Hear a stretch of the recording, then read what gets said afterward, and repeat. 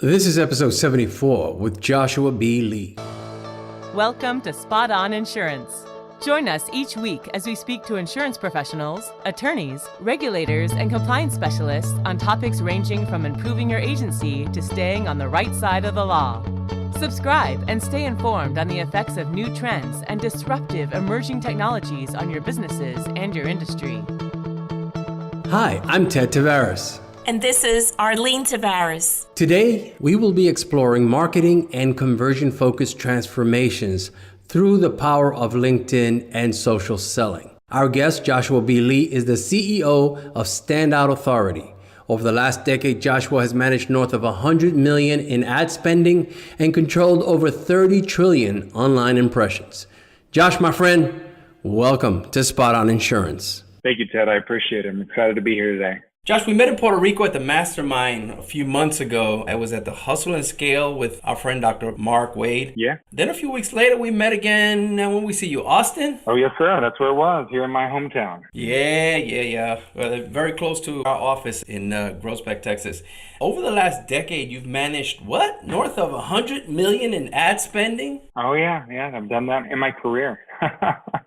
Wow. What we want you to do is run us through your career. Yeah. Give us a quick image of what your career has been like to this point. Then we'll take it from there. Yeah, no worries, Ted. I mean, here's the thing. I was kind of blessed.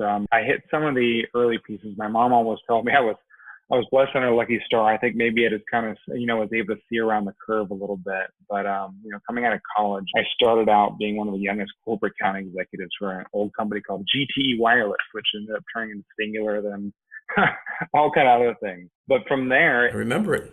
Yeah. And I kind of hit it right when digital was hitting. So it was crazy being in college and doing, over $100,000 a year at a very young age was pretty intense. From there, I kind of saw an opportunity in the online. I'm jumping ahead of myself, right? I saw an opportunity in the mortgage industry and kind of got my broker's license. So played around in that business for a bit until I realized there's a huge distinction between people actually how much money they were making and actually how much money they were making on refinancing their home. And this was early 2001. And man, I saw there's a big problem there. I mean, it was going to go, people were living on their refinance. People that were helping them really didn't care about these individuals. So I jumped out of that. And then lo and behold, I found this amazing industry, digital online advertising and marketing. Really in its infancy and being able to connect and when things were just getting started. This was about 2002 to 2003. I was kind of blessed. I was brought into the industry and then started my own company. And one of my first clients just happened to be this little company that most people have forgotten about already, which is called Myspace. I'm sure you guys have a profile, right? I didn't have a profile there. Myspace. Yeah. So, yeah, I mean, that's always a fun thing, too. When we go in, I'm like, have you checked if you had a profile? Have you ever checked to see if it's still live? Because that company is still around. Oh, boy. They've pivoted dramatically, but it's amazing what we did, 15 years ago on our profiles. And you're like, yeah, I don't want that public anymore. Yeah. But yeah, I got brought in that world, and that's kind of where my, you talk about the $100 million on ad spend. I mean, I started working in, really it was called arbitrage. So we would actually buy traffic from MySpace at very pennies on the dollar and actually then resell it to a company called Overture, which became Yahoo. I think Verizon owns them now. And for anywhere from $10 to heck, $40 a click. And I mean, it was crazy. I mean, I'm talking when I was in my early 20s, and to be blunt, it was like printing money. Mm-hmm. We were running through traffic, and we were doing a couple $1 million a month. It was intense. And through that time frame, I mean, it really kind of affected my look and my visibility on life. Opened multiple different companies from there once I realized that there's a huge difference in being able to just to make money and then to actually be able to help other people. So they kind of went through some of my consulting. I got many different verticals using my own back end to be able to help support and grow other companies. And 3 years ago, I kind of reset business and life, and which brought me where I am today, kind of looking back on what do I want to do? How do I want to help people? And how do I want to leverage that information that I gained kind of going over $100 million in ad budget, 35 trillion online impressions on my own servers. And it was where I am today with Standard Authority, by being able to help people leverage that power and be able to connect, engage, and inspire and draw in people rather than ever having to sell or market them. And that's kind of where I am. I'm being able to help influencers and small to mid-sized companies be able to draw and engage with their clients. Great. So hopefully that was a good, Yeah. as much as I could run through. I was like, oh, if I go through all 16 companies, we're really in trouble. When did you have the time to write a book? Because I see something, I think it's called Balance is Bullshit. You got it, my friend. I'm going to have to bleep this or something. I don't know. So tell me about that. That's a lot of times. Like I tell my son, I go, balance is BS. He's like, Daddy, I can read it. I say, yeah, but we're not going to. So maybe I may go back and edit this. And well, so tell us about that. What was that all about? I went through. Outside looking in, I lived that perfect life. I had I had prospering companies that are doing really well, a big house, cars, family.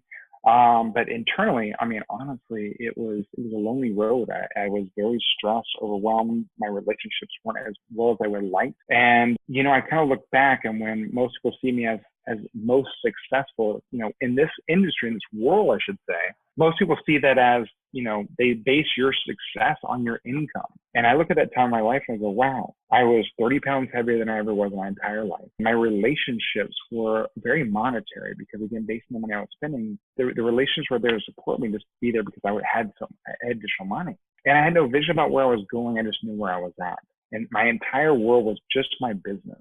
When that kind of came crumbling down and I decided to do reset of my life, that's when the book came out, because so many people talk about this whole work-life balance. And I think it's BS. I'm telling you, it's so stressful and so tenuous and heavy to be able to try this word balance. And I believe it's more about integration. And once I realized that I don't need to make equal of all these different parts of my life, as long as I'm integrating the different parts of me that make me and make me happy, that's what I want to do. So that's where the book came out, helping people learn how to integrate or have more harmony within their life. And for me, it was having health. So integrating health on a daily basis, because again, as entrepreneurs, right, we have to be healthy to be able to do everything that we do every day, to be able to keep on pushing day in and day out. You're talking to two people right now who just did 2 hours.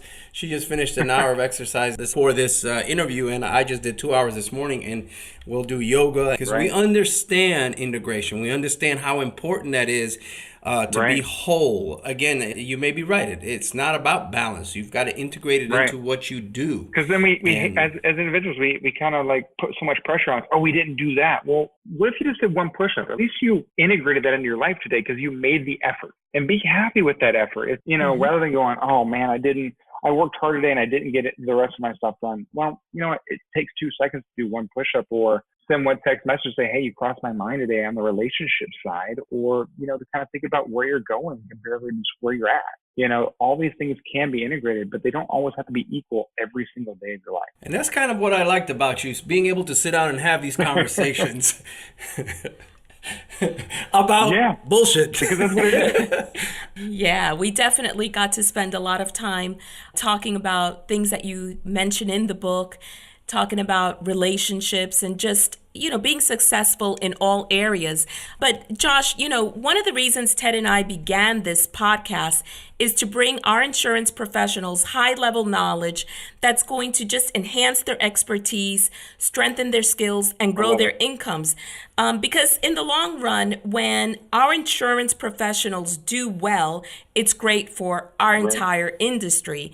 And that's why when we first heard your presentation earlier in the year, not only did we apply it, but we also wanted to share it with our Spot On Insurance listeners. And that's why we have you here today. I love that. Again, I'm excited to be able to kind of go with this stuff. Just like that's the 2 parts of my life, right? I kind of took what I learned on how to be able to integrate in my life and actually help people actually connect again. Because the biggest thing that I see and what I do at Standard Authority is not connect, the whole B2B or B2C, because I don't really believe that exists anymore.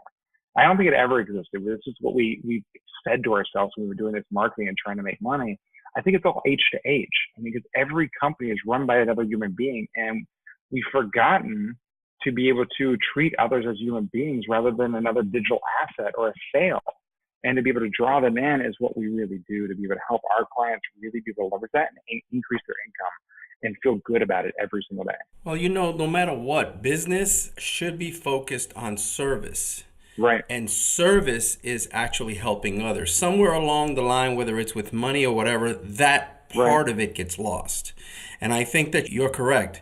The way we do business is we make friends. Right. And we help people anywhere and everywhere that we can.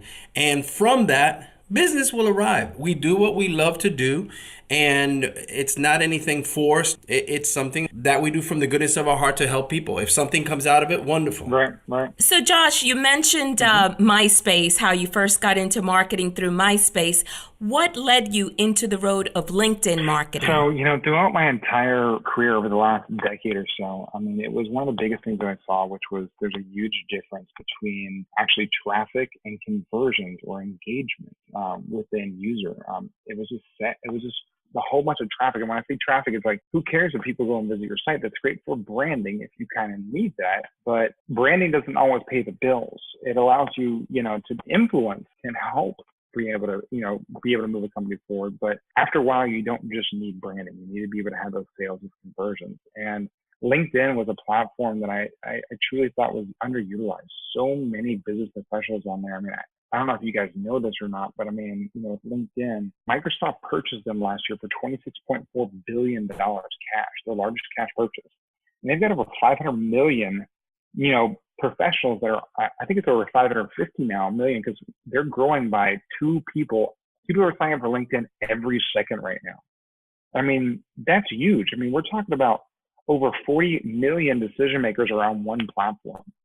And I see that as a huge opportunity to be able to influence and be able to not do where you're selling or offer your services to the wrong individuals, but and get to the people that have the opportunity, have the income to be able to purchase your products or your services and be able to inform, educate, and inspire them. Thus, the people that actually do that are the ones they're going to go to in the long run. So that's kind of how I got to the platform. I see a lot of people that they're in LinkedIn, but they're doing that old sales thing. But you got others that are actually putting in some very inspirational stuff that you can think about every day, some things that are helpful to think about as you move along in life and in business. And I find that those are more attractive, at least to me, and those are people I want to do business with. So is that the right way to go? What do you tell people? You want to be able to share. So here's the biggest thing. Most people moved over from, to going into these social platforms, especially on LinkedIn. I mean, when I talk to people like, oh, LinkedIn, I just get spammed, or people just kind of go in, and it kind of hurts because, I mean, they're like, oh, I'm social selling. Well, just taking your old spammy techniques that you used to use all the time and then doing it on social is not the true definition of social selling. I mean, here's the definition that I have for social selling. It's about leveraging your social network to find the right prospects, build trusted relationships, and ultimately achieve your sales goals. We actually help leverage social media to find, connect, and influence business decision makers. What do you guys hear? That's one of the few words that I left out of there. Selling. Correct. You're not selling, even though it's called social selling. That's why a lot of people are kind of pivoting up to more, so that they don't think it's just selling. It's like more modern influencing. And LinkedIn's trying to use the word modern selling, even though it still has selling in there. It's about engaging with the audience. And this is where I think a lot of people can actually do. I mean, we teach our clients to go in and engage. I mean, LinkedIn's platform, their algorithm is what I call an engagement-based platform. So they're rewarding you for engaging and influencing others. While you have Facebook, which, again, I will never discount Facebook. I mean, the behemoth of a company and an influence aspect, because it has over 1.8 billion people, I believe. But it's a pay-to-play platform. LinkedIn is a platform that if you do it correctly, they're going to reward you and you won't have to spend any money. And that's what we teach and work with our clients on. How to be able to leverage that platform without spending $1 on advertising. Right. So I just want to go back on something that you mentioned. You mentioned traffic. What's the various ways to get traffic? And then second part to that is traffic to where? Right, exactly. I mean, so, these days, I mean, I've been in the digital marketing space for a long time now. So, I mean, you've got different traffic ways to be able to draw people in, either to your website, to your landing pages, or to maybe your social profile, depending on where you're actually trying to draw them. Usually what we consider traffic is, how we're actually taking someone from one site back to a product that you own. And there's so many ways to do that. I mean, you've got your funnels, you've got your Facebook and social media advertising, Facebook, Instagram, Twitter, and putting advertising behind that. You've got email marketing. These are a lot of different ways. And then the straight up CPC, advertising or AdSense, not Google AdSense, all these are different ways to be able to draw people from online and back to your products or services so you can give them, put basically an offer in front of them. Right. So perhaps maybe it's a company that just wants the opportunity to get on the phone with someone. So you're wanting to make that traffic move over to perhaps calling your receptionist, right? At a doctor's office. Exactly. And that's exactly how we work with our clients, because LinkedIn's an amazing platform to do that. You can actually go through and entice or engage with a person to be able to get them on a phone call a lot faster than I've seen most platforms. Because I believe that's a lost art that we've forgotten these days. So many people just want to drop them into a digital funnel, and people are sick of online ads and emails and funnels and all this other stuff that are going through. They want that connection again. And yeah, I 100% believe that's one of the biggest things that you can actually do. Now, it's counterintuitive to major scaling, but you'll be able to connect with those people. And when you're able, if you have enough phone calls with your ideal clients and potential clients, the information that you'll get back to be able to grow your business, to be able to take those next steps, to be able to keep growing your business will be really priceless, because you're actually having that connection. You're able to ask those questions and hear from those people directly. Correct me if I'm wrong, but yeah, I've been reading more and more about being an influencer the last couple of years, and a lot of the studies that we've done and some of the stuff that we are practicing now.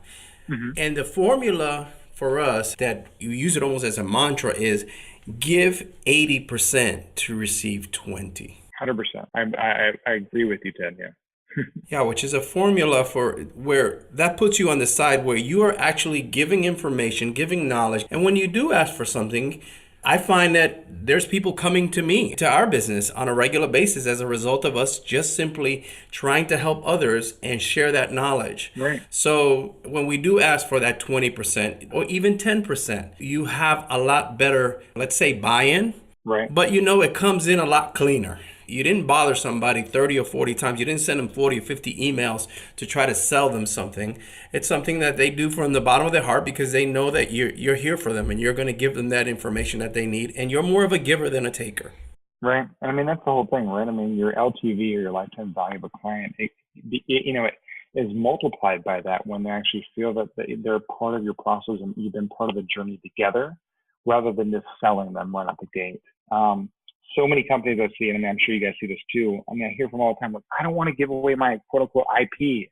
I don't want people to know exactly what to do because they're going to copy me. They're going to try and steal my ideas. Yes. Well, what's the one thing they can't steal? It's you, the person. You're the unique selling piece. I mean, that's the whole thing that people forget. It's like, people can copy your ways all day long, but they can't copy you. And that's why people buy. They buy from other people. They don't just buy a service. They buy from the people that sell the service.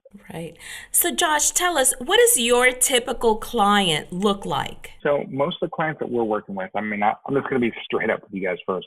First off, you guys probably already know this already. I need to be able to hang out, be able to, maybe feel like I could have a drink with them. Yes. I mean, I truly feel that's an important piece, because we're working together as much as I work with my clients. I want to make sure that we can have that type of relationship. When at a certain point, when I go on, oh man, I've got to go meet with so-and-so. I don't want that. I don't want that for them. Two, I want them to feel that they're not in this world. They're not offering services just to make money. That's great. That can be the after effect of what you're doing, but it can be the result of what you're doing. But truly, I want you to be able to be offering products or services that are going to make this world a better place, that are going to help other people. I've got 2 kids, guys. I want to make this world better. And the more people that I'm able to help do that, the better I feel, the better I know this world's going to be for them. Because if someone comes to me like, Josh, man, I need to sell this product, we're going to make bank. I'm so excited. It's going to, like, cool. Good luck with that. So those are my first 2 out the gate. Like, I want to make sure these people are someone I can really enjoy having a conversation with, and 2, they're doing something that's going to better the service. Well, are most executives still reluctant to promote online because they're old school? Maybe they feel that the reputation and history should be enough to bring in more clients. They're afraid of venturing into something new. Things are changing. We talk, in short tech and all this stuff. It's very hard for folks who have been around for a long time doing things a certain way to change. Never mind change this year, and in 2 years change again because another platform has come up. So is that part of what you may be seeing out there, that they're more reluctant to come in? Well, you say that, but I mean, that's why I like the platform LinkedIn. They feel a lot less reluctant because they consider it a business platform. We're not talking about Facebook, Instagram, Twitter, Snapchat, any of these other platforms that are so adopted by the youth. Because there's so many business decision makers, they're saying right now 49% of all business decision makers are actively using LinkedIn, not just on it. So I mean, that's the amazing thing about it, is like probably 80% of all business makers are actually on it, but 49% of those people are actually actively using it. And I mean, it's a platform that you can truly share about your background and who you are and not feel like you're just posting on social. So that's one reason why I think it's one of the most influential platforms for this type of audience, to be able to kind of step in and not feel like they're out of their element. Are they using it correctly? Are they using it in the most efficient ways, Josh? Well, that's the thing. I mean, that's where I try and make sure. I mean, you guys know, I mean, I put out articles all the time to be able to share as much as possible, but to help these people. Anyone that's out there that wants to kind of learn and understand how to be able to leverage the platform. There's some basic things that you can go in and do. LinkedIn's algorithm is all based around what I call an SSI score, Social Selling Index. Anyone can go in either, to our website or to go on Google and, search for LinkedIn SSI, and you'll be able to pull up your score. This kind of helps that algorithm, and based on how you engage with others and build your brand and influence others and connect, you can actually show up in their algorithm a lot higher based on these different scores. So that's kind of where we start off. It's like, okay, I go with everyone's heard the 401 rule, I think, 4 pieces of content about something else that helps your audience, then 1 piece of content about you, 1 piece of content about your company. I think some of them go through and they try and make it all about their company, where if you're just the person actually collecting information, I think it makes more sense to see a 70, 20, 10, where 10% needs to be about you personally. It's okay. Share something. I know you're scared about it, but some people are scared to be able to share that personal because they want to keep those 2 lives separate. But we do live only one life. We don't live 2 separate lives. So sometimes it's okay to be able to step up and be like, hey, like me, for a while I was a single dad of 2 kids.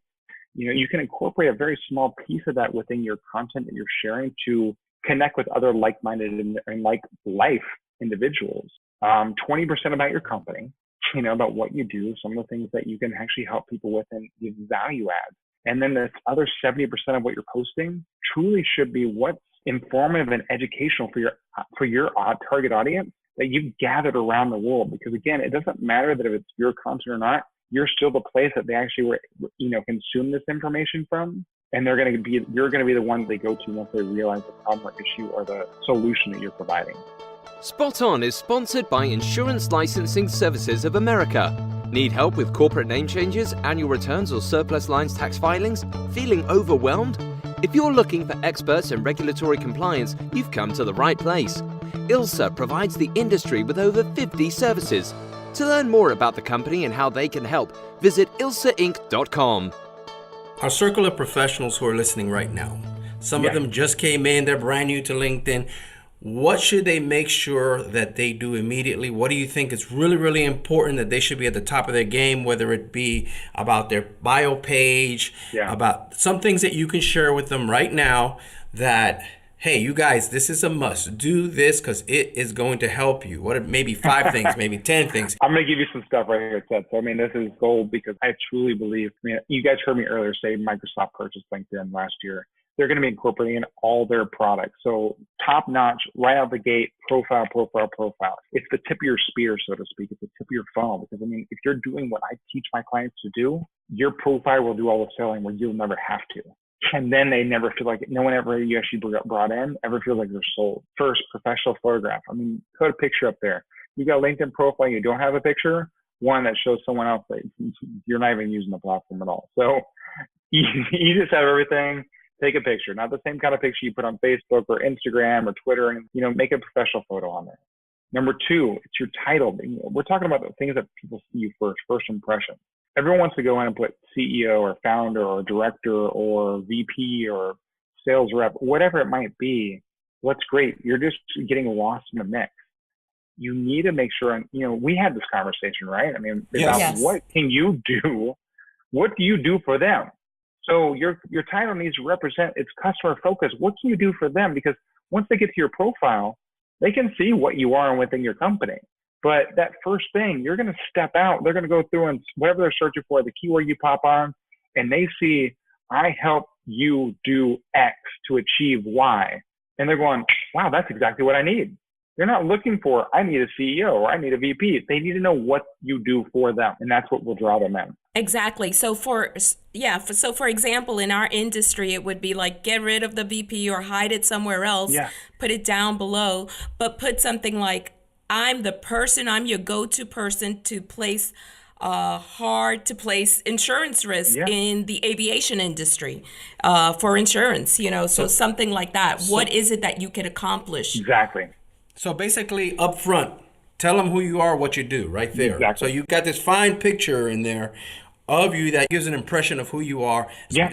And then you're going into the bio. And I mean, the bio is really important to be able to kind of tell a story about who you are, what you can do, and give them an opportunity to be able to connect with you. Because we all know, right? I mean, it's with the technology out these days, cell phones and computers and TVs, our attention spans are just shot at this point. So if they've got to click if they've got to click again, you potentially lose these people. So in your bio, put any type of contact information. I mean, I've got an email, I've got a phone number.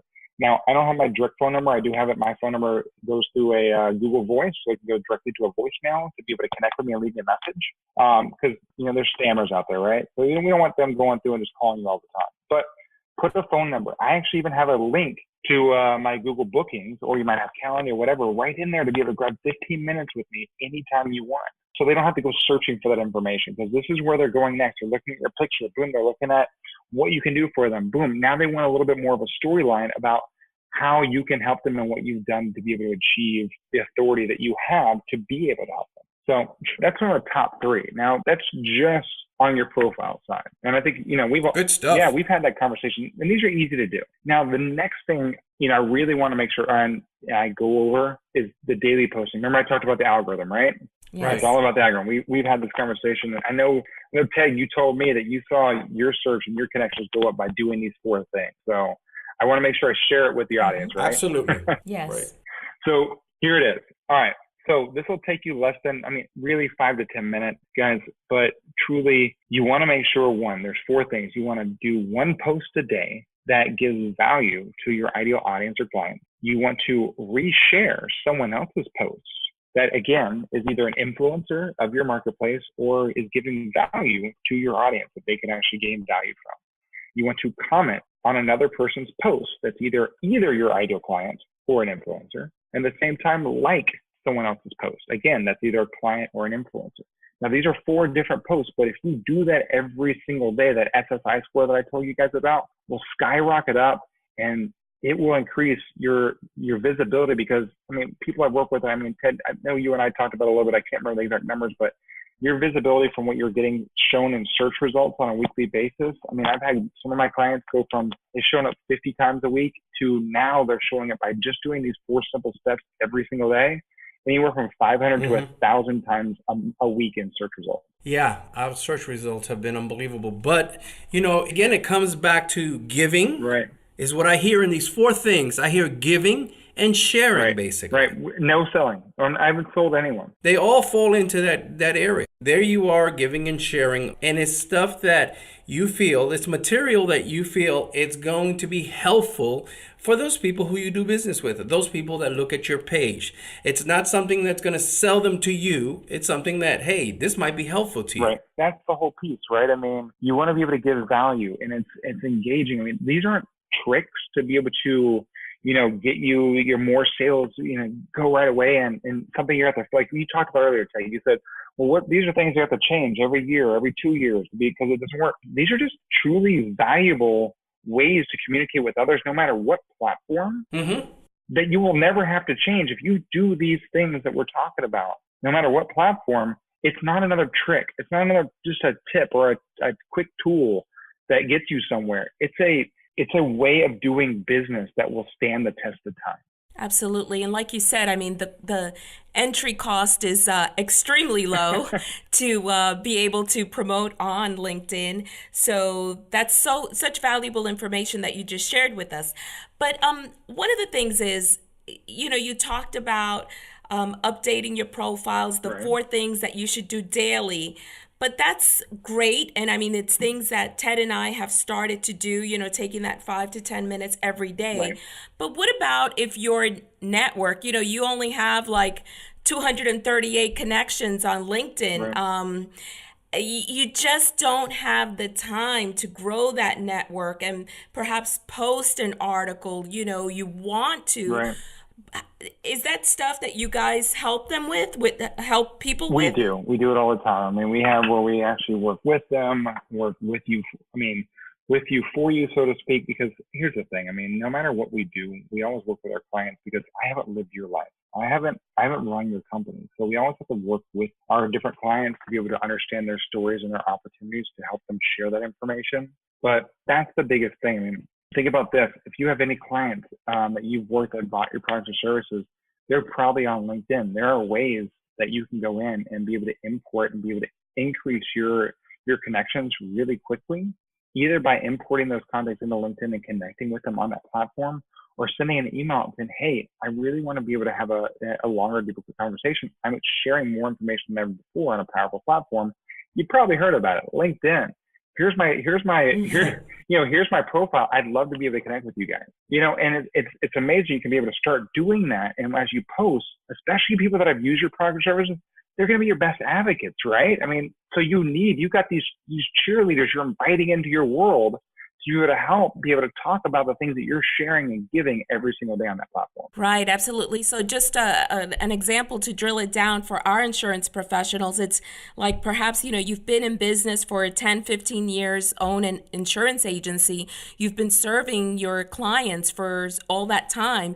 You have that list of folks out there, but you want to be able to engage those folks on a more regular basis, and perhaps you're not emailing them or picking up the phone, because really, how many people can you talk to on the phone on a daily basis? So there, you would just import that list into your LinkedIn so that anytime that you are posting something, not only are you reaching that new audience, but you're also reaching that very important piece of your business, which is your existing clients. 100%, because I mean, they're your best, people. I mean, whenever you're offering new things, I mean, it's always better. The opportunity cost to bring on a new person comparatively to just, offering new services or upgraded service to your current client list is so much lower, right? I mean, it's the opportunity cost to be able to bring someone in is a much higher, cost to be able to do this kind of thing. So that's why being able to bring them in, allowing them to be able to see what you're sharing and to influence them on a more mass scale, larger ability and be able to get more insight in you. Because,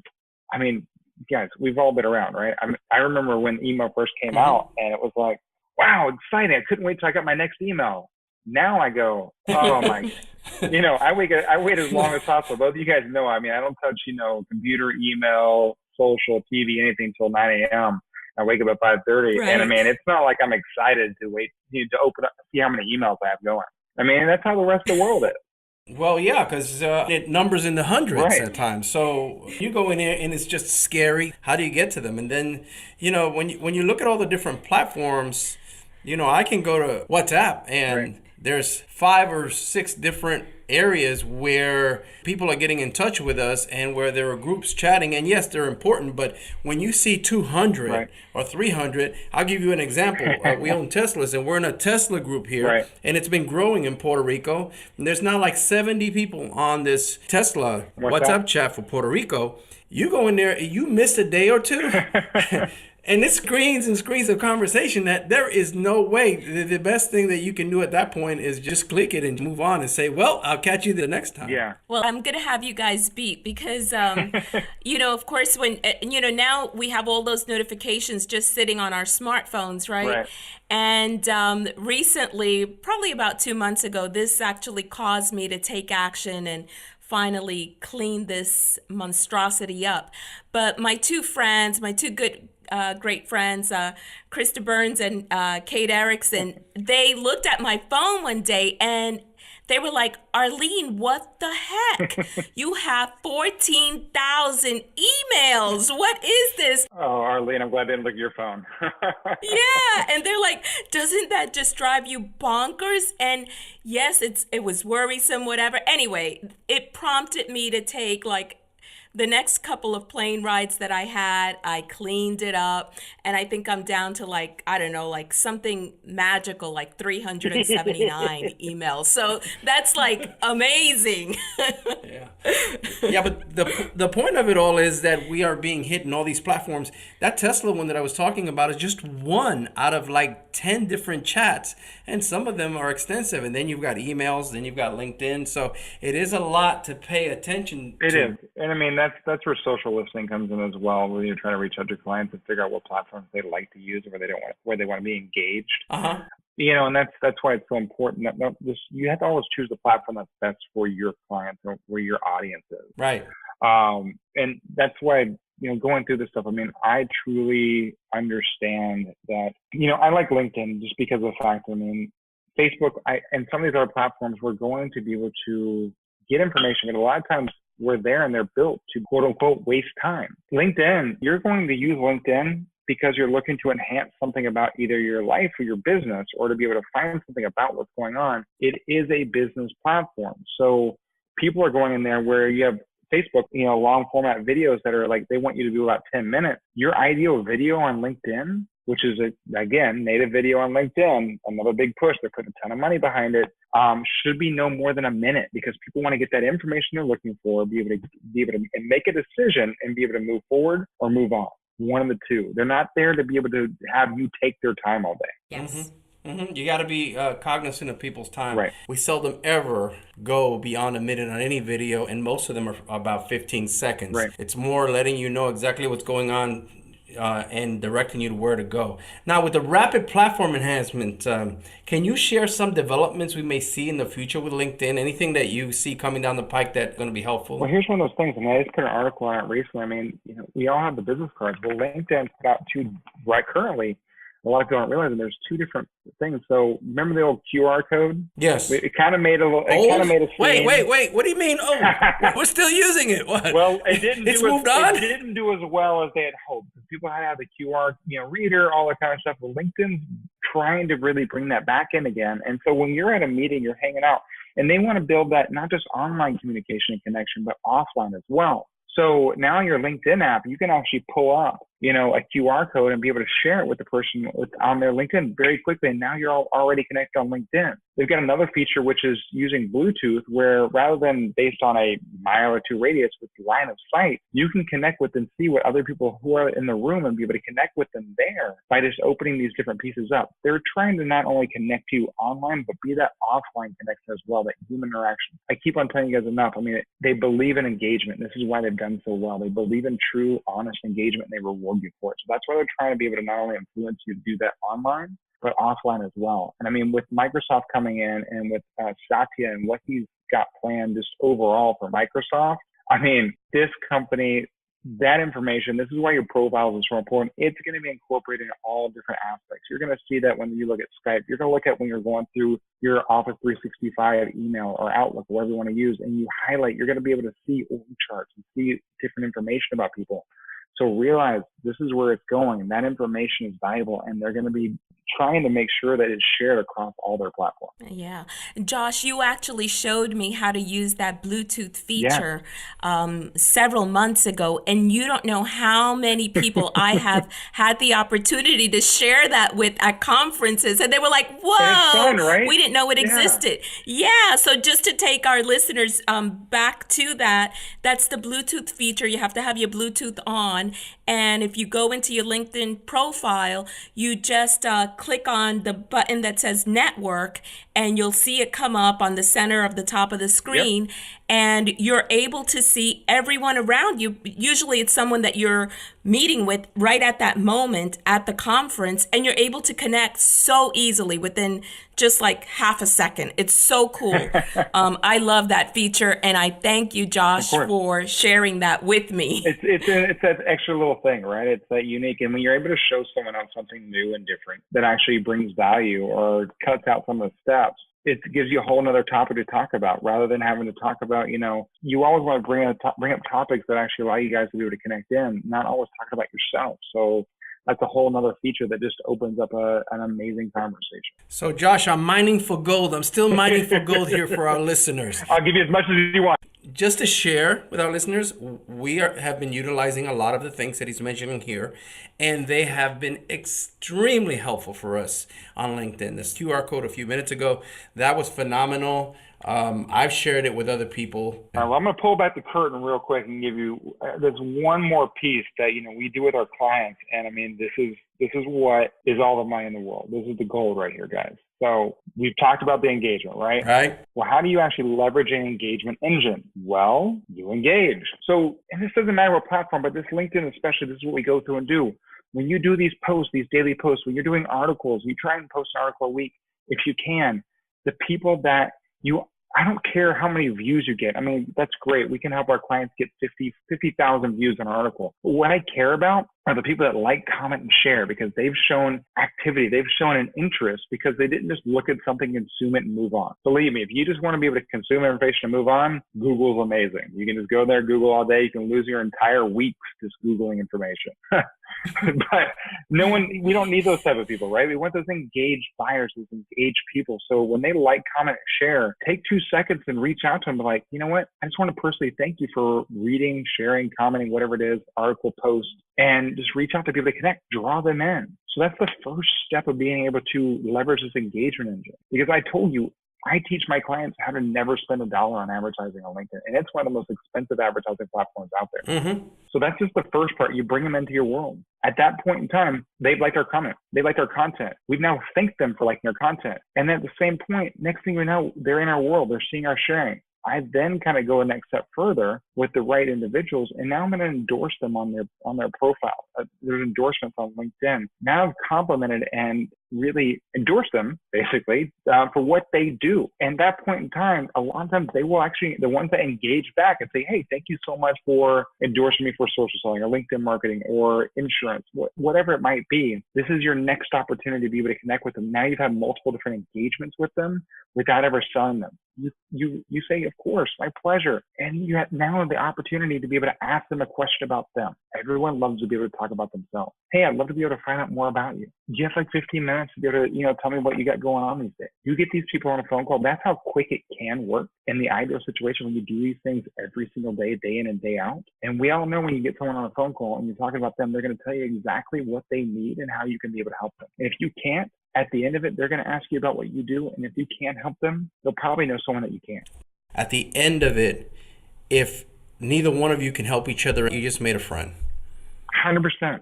100%. And that's what it's about. And they will talk about you and they will then keep on endorsing and sharing and liking your content that will help that get visibility of other people that you can't help. Yeah, we've had that experience, as a matter of fact, very recently, and they've become raving fans as a result of us being able to deal with them in that positive way. Again, it's not about trying to sell. No, that's the thing, right? I mean, we're not selling. I'm complimenting. I'm thanking them. I'm engaging. I'm asking about them. It's amazing when you do that. The people that, like I always say, we help our clients reach the 90% of the people out there that cannot be reached through traditional outreach.